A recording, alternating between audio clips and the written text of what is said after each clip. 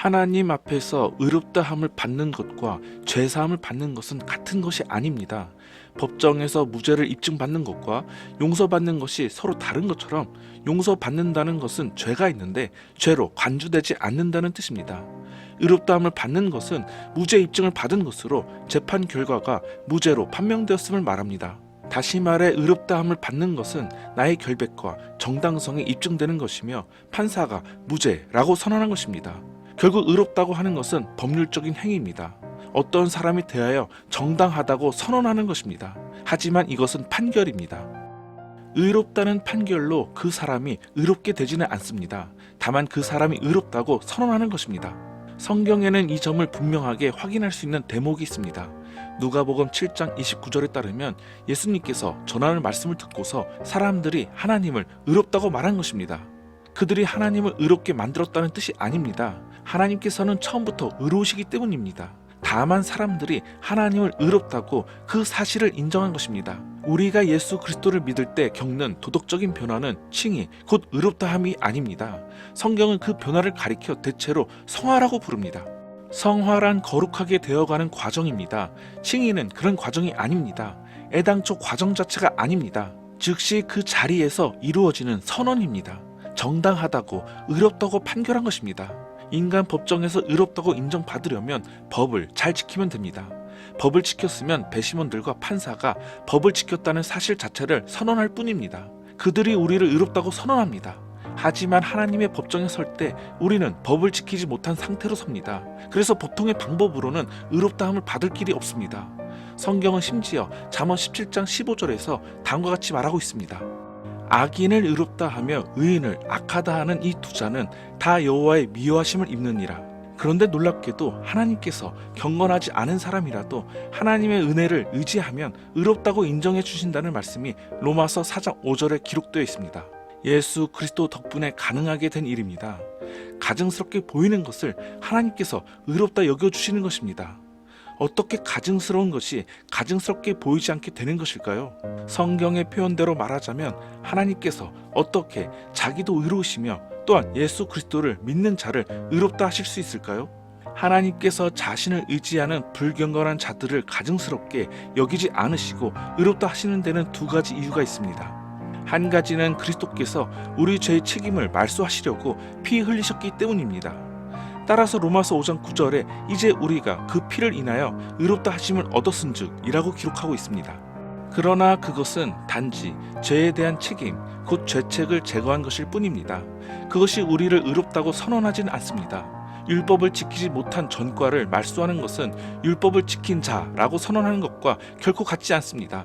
교수가 F학점짜리 답안지를 무효로 해주는 것과 그 답안지를 A학점으로 인정해주는 것은 별개입니다. 은행이 내 부채를 변제해주는 것과 나를 부자로 인정해주는 것이 같지 않습니다. 마찬가지로 우리 죄를 말소하는 것은 우리를 의롭다고 선언하는 것과 같지 않은 것입니다. 물론 말소가 반드시 이루어져야 합니다. 그것이 의롭다 함을 받는데 필수 조건이기 때문입니다. 하지만 그것으로 다 되는 것이 아니라 하나님께서 예수 그리스도를 믿는 불경건한 자를 가증하게 여기지 않으시는 또 한 가지 이유가 있습니다. 칭의는 단순히 나의 불의를 말소하는 행위가 아닙니다. 예수 그리스도의 의를 나에게 전가하는 행위이기도 합니다.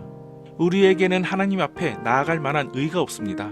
하나님 앞에서 우리가 말씀드릴 수 있는 말씀은 빌립보서 3장 9절 말씀뿐입니다.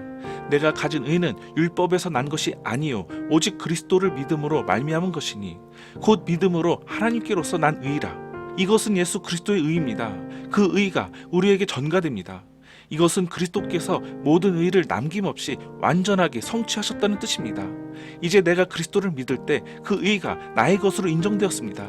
하나님께서 그리스도의 완전한 의를 보시고서 그 의를 근거로 우리가 의롭다고 선언하셨습니다. 이처럼 하나님께서 불경건한 자를 가증히 여기지 않으시고 의롭다 하시는 데에는 두 가지 이유가 있습니다. 첫째, 그리스도의 죽음이 우리의 불의로 생긴 부채를 갚아주셨기 때문입니다.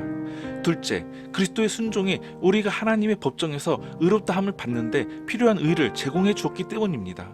하나님께서 정해두신 영생에 들어가는 조건을 충족하려면 우리의 불의가 말소되어야 할 뿐만 아니라 우리의 완전한 의가 수립되어야 합니다. 예수 그리스도의 순환과 죽음이 이 두 가지 토대입니다. 예수 그리스도의 순환은 우리가 불의함으로 마땅히 받아야 할 고난을 대신 받으신 것입니다.